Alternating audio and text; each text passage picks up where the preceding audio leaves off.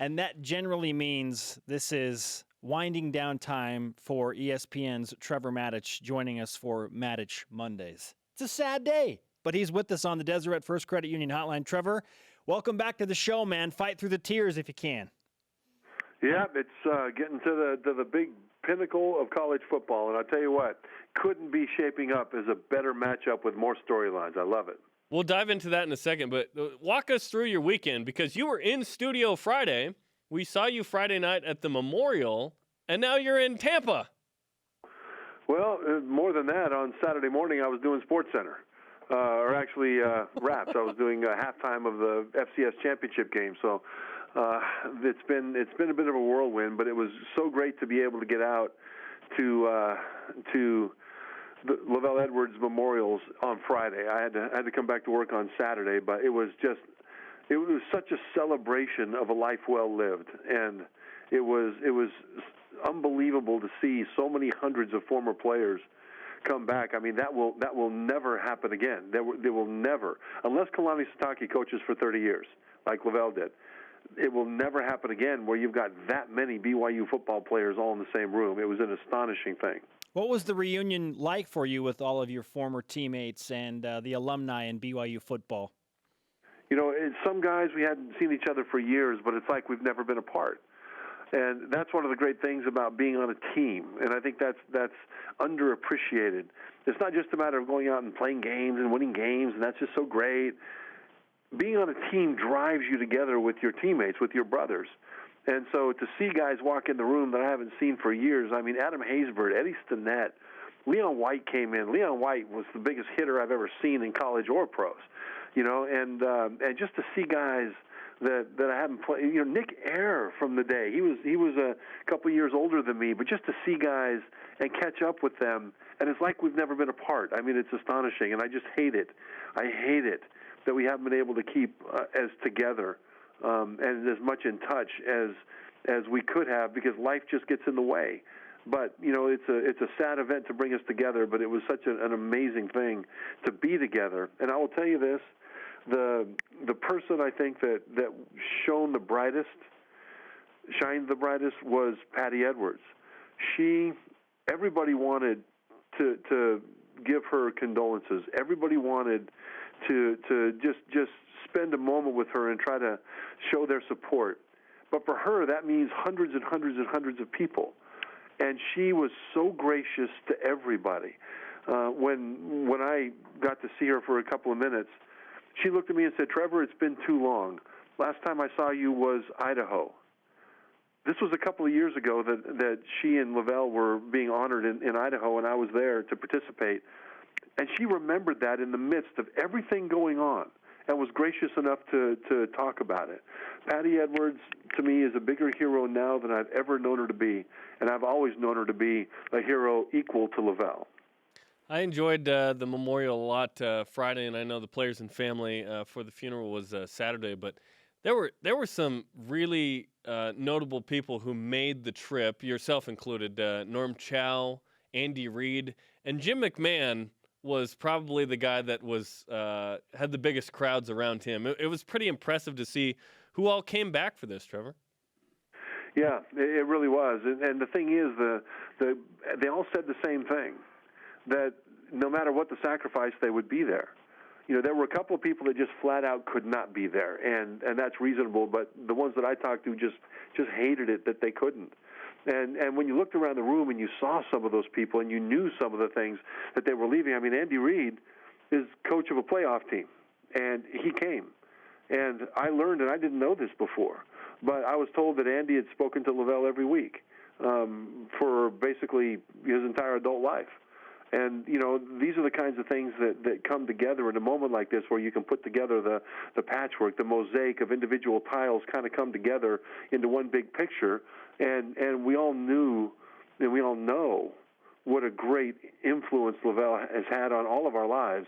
But when you put together individual details like that, and then you see people sacrifice what they sacrificed to be there to pay respects, it's just, once again, this is something that will probably never happen again. And what a fitting tribute to a life well lived. An unforgettable experience for sure. ESPN's Trevor Matich with us on BYU Sports Nation. You talked about the new head coach, Kalani Sitake. He's through one season. He's going to be part of the ESPN News MegaCast, one of a handful of coaches that will be breaking down the national championship and have a moderator and whatnot. What kind of experience will this be for Kalani Sitake, Trevor? I think it'll be a great experience for Coach Sitake, and I think it'll be great for the nation to see him in that context as the equal of the other coaches that he'll be in that room with. The thing about Coach Sitake is that the more you get to know him, the more you see that he is at the same time, simple from a standpoint of easy to figure out, and on the other side, he's complex. He's I don't want to use the word simple. It's not the right word. But the thing is, he is, at his core, much like LaVell, in that he loves people. And part of the reason that I think he is so revered in the football community is that he didn't just, as he was coming up as an assistant coach, go to coaching camps and shake hands and pay lip service to being a part of the community. He invested in young coaches. He invested in young players, much like LaVell has. And so what you see in Kalani Sitake, from a standpoint of his heart and his humanity, there's a lot in common with LaVell Edwards.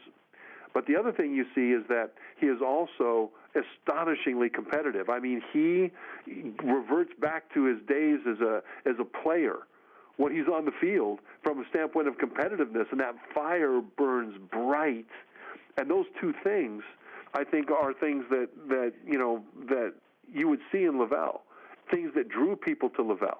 Rather than LaVell telling people how they would be, you wanted to perform. You wanted to be better because it was important to you to earn LaVell's respect. And Kalani Sitake is the same kind of man in his heart. And I think that being on TV now in this broadcast on ESPN will give the nation a chance to see some of that. Let's transition to the national championship game tonight. Clemson versus Alabama. We asked you a week ago, but here we are on game day. Who do you have winning the game tonight, Trevor? I've got Clemson in this game. And the reason is I think both defenses will make a lot of plays. I think both offenses will struggle at times, and they'll rip off some plays at times. But when it comes down to it, the quarterback position, you have to ask yourself, who do you trust more to make the big play and to avoid the big mistake? The true freshman, Jalen Hurts of Alabama, or Deshaun Watson of Clemson. And the way I put it is like this. I play guitar.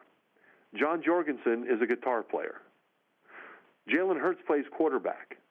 Deshaun Watson is a quarterback to every fiber of his being. Now, Jalen Hurts, I think, will get there, but he's not there yet. He's only a true freshman. And I think when it comes down to doing the things that quarterbacks do to make the plays that have to be made, I trust Watson to do it more than I trust Hurts at this stage in his career, and that to me is the edge in a Clemson victory. So essentially what you're saying is Deshaun Watson is Slash and Jalen Hurts is you when it comes to playing the guitar? Yeah, that's fair. Slash, yeah, that's fair. You know, you can go to Jimmy Page, you can go to a bunch of folks, Nuno Betancourt, Eddie Van Halen. We can make a list, but you're right about that. Although Slash does have better hair than either one of us. Yeah, exactly. You said you needed to watch the film to make a definitive answer when you initially gave us Clemson last week. What did you see on film that made you feel like, yep, Clemson's going to do it other than the quarterback, Trevor? You know, I saw the interior offensive line of Alabama really struggle against Washington's defensive front. And Washington has NFL players on that defensive front. But they struggle still. And Alabama will face a defensive front and defensive interior tackles especially that Clemson will put out there that are even better and more explosive and more disruptive than Washington had. So I expect Clemson to own the line of scrimmage when it comes to the inside, guard, center guard, when Clemson is on defense. That means that if Clemson can set the edge on the outside so that the running game can't spill out into open space on the perimeter, and they can do that, they have the players to do it, Alabama's going to have all kinds of trouble moving the ball. And to me, that is a huge matchup that really shows up on film. If Alabama wins, is it good for the sport?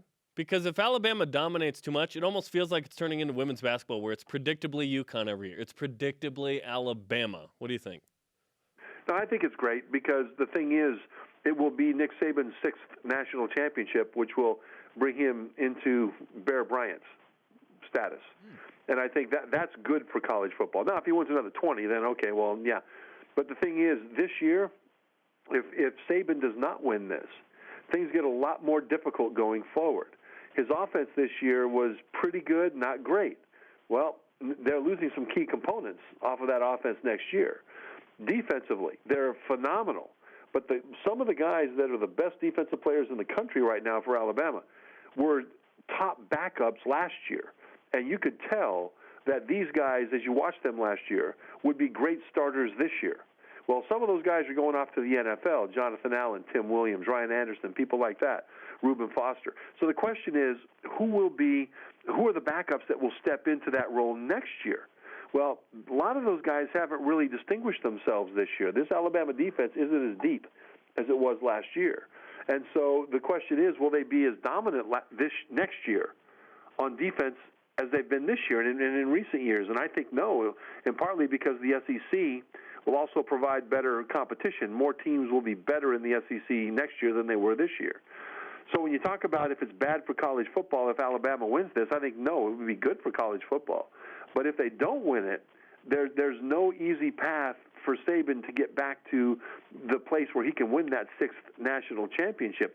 The path is there, but it's a lot more complicated than it would be this year just finishing it out against Clemson. ESPN's Trevor Matich joining us from Tampa. He'll watch the national championship tonight. You can listen to him on ESPN Radio, the pregame show, the halftime show, and the postgame show. Finally, Trevor, I just want to know, when are you playing at the Bluebird in Nashville as a guitar player? Well, I've already done it, by the way. Have you really? I have played the Bluebird, yes. Monday night at the Bluebird, I think it still is, it certainly is up until recently, was open mic night for songwriters. So you don't need to be a good musician. You just have to have written a song. And the only talent that you need is to be able to write your name on a piece of paper and throw it into a basket. They pull your name out, you open, you sing your song. Yeah, and so I went to the Bluebird a few years ago, and I threw my name in the basket, and lo and behold, they called my name. And I was petrified when I first got there. And then I started hearing some of the other songs that people had written, and I'm thinking, I'm going to be fine compared to some of this stuff. And, because again, there's no audition for this. You just go up there and do it. So I was scared to death, and I asked them if I could wear my helmet, and they said no. But I have played guitar and sang an original song that I wrote at the Bluebird Cafe. I have yet to be discovered for that, but I'm sure that it's just caught in the bureaucracy. Oh man, awesome! We've got to find video of this somewhere, something out there. Trevor, thanks so much for the time. Always a pleasure. All right, thanks, y'all.